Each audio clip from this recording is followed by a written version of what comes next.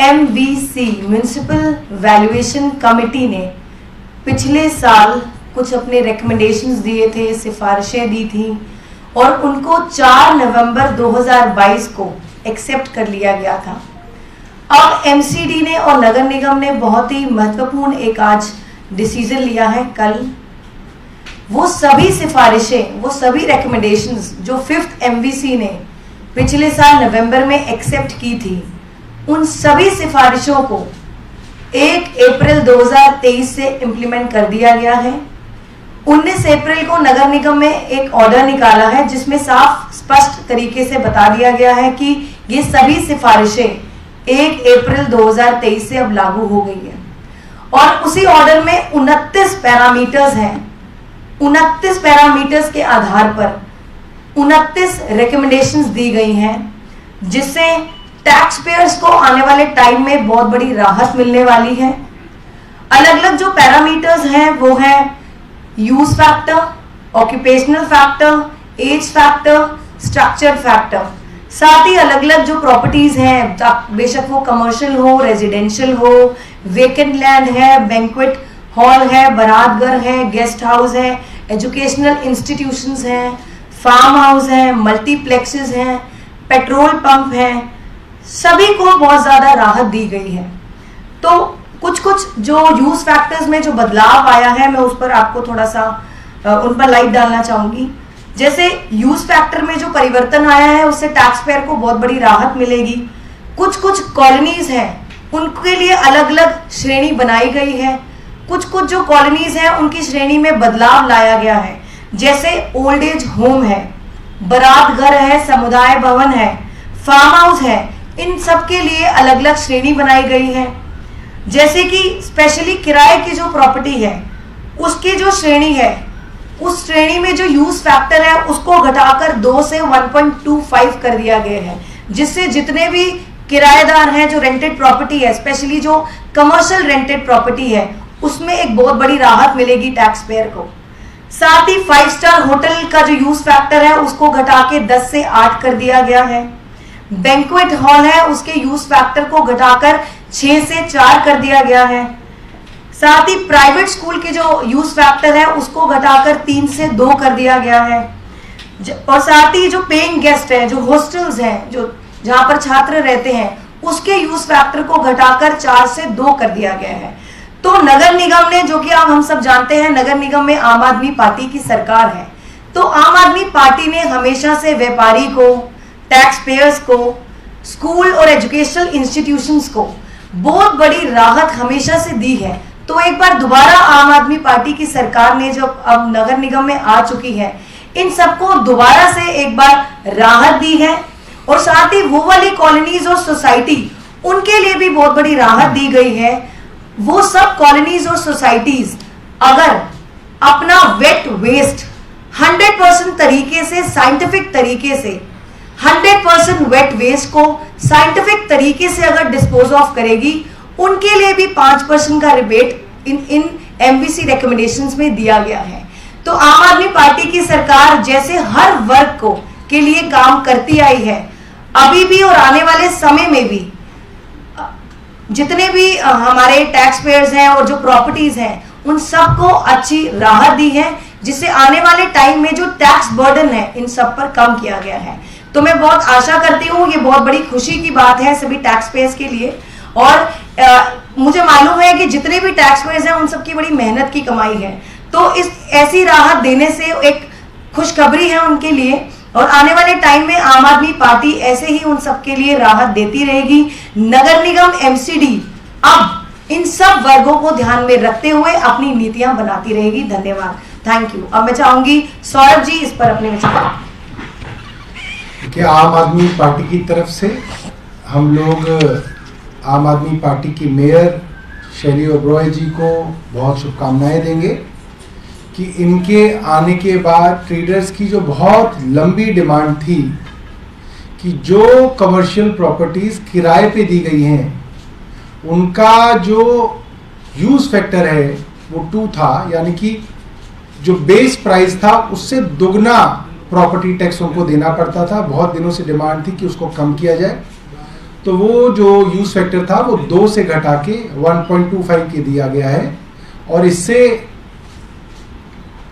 बहुत सारे commercial markets के अंदर, कमर्शियल प्रॉपर्टीज के अंदर जो इसके ओनर्स हैं उनको बड़ी राहत मिलेगी।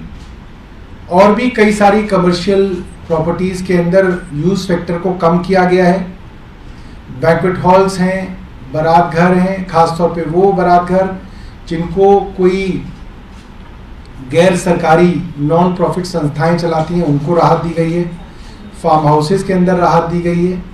और जिस व्यापारी वर्ग को कोरोना के दौरान एक लंबी समस्या झेलनी पड़ी उनको जो है इस बार अरविंद केजरीवाल जी ने अपनी एमसीडी की सरकार में आने के बाद एक राहत दी है। और अरविंद जी ने ये वादा भी किया था चुनाव से पहले व्यापारी वर्ग को कि चाहे सीलिंग का मामला हो या उनकी प्रॉपर्टीज के ऊपर कन्वर्जन चार्जेस का मामला हो या कमर्शियल प्रॉपर्टी टैक्स का मामला हो, हर तरीके से दिल्ली की आम आदमी पार्टी, दिल्ली की सरकार और दिल्ली की एमसीडी व्यापारी वर्ग को राहत देने का काम करेगी और कोशिश करेगी कि कोरोना में जिनका नुकसान हुआ है उसकी भरपाई जो है सरकार की मदद से हो सके। देखिए, जो परंपरा रही है, जो प्रेसिडेंस रहा है वर्षों से दिल्ली के अंदर, दिल्ली की एमसीडी के अंदर, ये है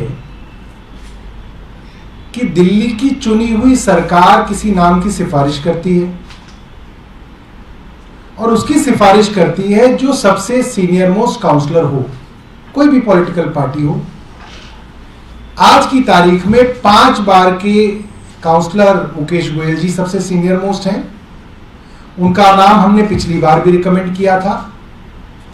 दिल्ली की चुनी हुई सरकार की रिकमेंडेशन एलजी साहब के ऊपर बाइंडिंग है।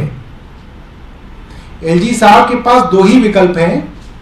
एक कि वो सरकार की जो सिफारिश है उसको मान लें, दूसरी वो कहे मैं नहीं मानता और उसको राष्ट्रपति महोदय को भेज दिया जाए।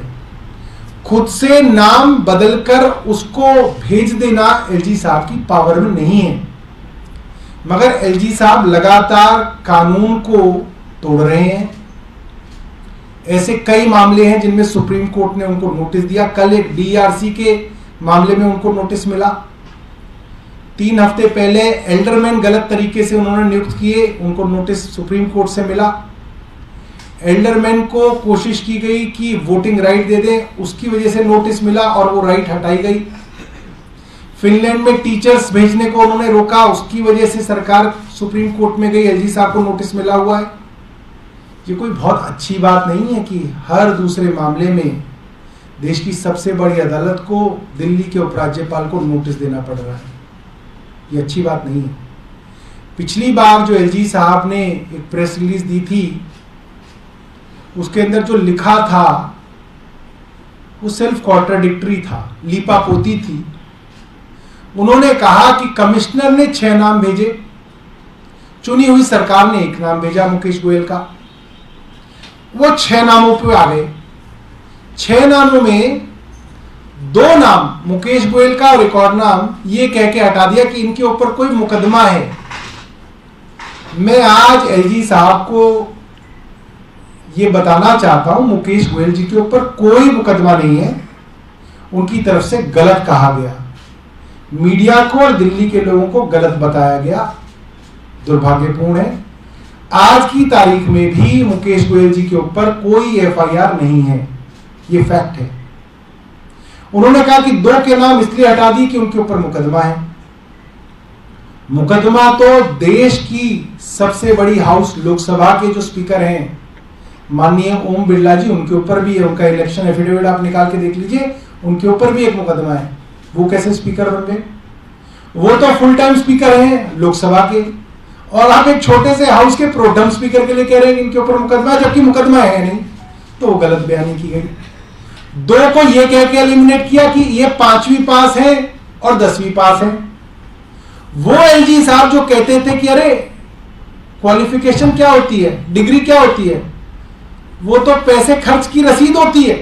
अभी कहा 1 हफ्ते पहले, वो 3 हफ्ते पहले कह रहे हैं कि इन दो को इसलिए हटा दिया क्योंकि एक 5वीं पास है, एक 10वीं पास है। अरे भाई, आप कहीं तो टिको। कभी आप कुछ कहते हो, कभी आप कुछ कहते हो। और 5वीं पास में अगर इतना एतराज है, जो 4थी फेल में तो एतराज ज्यादा होना चाहिए। उनको एतराज ही नहीं। अगली बात, आखिरी में कहते हैं कि 2 बच गए। यूनिवर्सल क्राइटेरिया है एलिमिनेशन और सिलेक्शन का। 2 महिलाएं लास्ट में बच गई, नीमा भगत और एक शर्मा, सत्या शर्मा। खुद लिख रहे हैं, कह रहे हैं नीमा भगत MA है, सत्या शर्मा BA है, मगर क्योंकि सत्या शर्मा मेयर रही हैं इसलिए सत्या शर्मा को बना दिया। यहां भी गलत, झूठ। अरे नीमा भगत भी मेयर रही है, आपको पता ही नहीं है, जानकारी ही नहीं है, क्योंकि कोई क्राइटेरिया नहीं था, अपनी मर्जी से बना दिया। बाद में लीपा पोती के लिए कोई क्राइटेरिया दे दिया। दोनों मेयर रही हैं तो क्राइटेरिया के हिसाब से तो नीमा भगत MA है, नीमा भगत को बनाना चाहिए था, आपने बना दिया सत्या शर्मा को। LG के ऑफिस में बैठ के इस तरीके के गलत क्राइटेरिया लगाना, मन घड़त क्राइटेरिया लगाना, और वो क्राइटेरिया भी गलत लगाना, मतलब एक तो आपका क्राइटेरिया ही गलत और वो क्राइटेरिया भी आप सही तरह से नहीं लगा पाए, वो भी गलत तरीके से लगाया। इसलिए हम LG साहब से निवेदन करेंगे कि हमने अब सोच समझ के सीनियर मोस्ट मेंबर का नाम भेजा है, जिनका नाम मुकेश गोयल है। उनके ऊपर कोई FIR दर्ज नहीं है, लिहाजा LG साहब जो परंपरा चल रही है उस परंपरा के साथ रहें, परंपराओं को तोड़े ना। ये देश जो है आज भी प्रजातंत्र इसलिए है क्योंकि लोग परंपराओं का पालन कर रहे हैं। और LG साहब ने जो सारे के सारे तर्क अपनी प्रेस रिलीज में दिए थे वो सरासर गलत थे, गलत बयानी थी। हमें छोटी छोटी बात पे LG साहब कहते हैं मैं लीगल एक्शन लूंगा। हम ये नहीं कह रहे कि LG साहब के ऊपर हम लीगल एक्शन लेंगे इस गलत बयानी के लिए, मगर जो है नैतिकता का जो आंकड़ा और नैतिकता की जो दुहाई आप हर चीज पे देते हैं, आपके ऊपर भी वो नैतिकता जो है लागू तो होती है। LG साहब सोच समझ के अपने पद का जो है, इसकी गरिमा का जो है प्रयोग करें।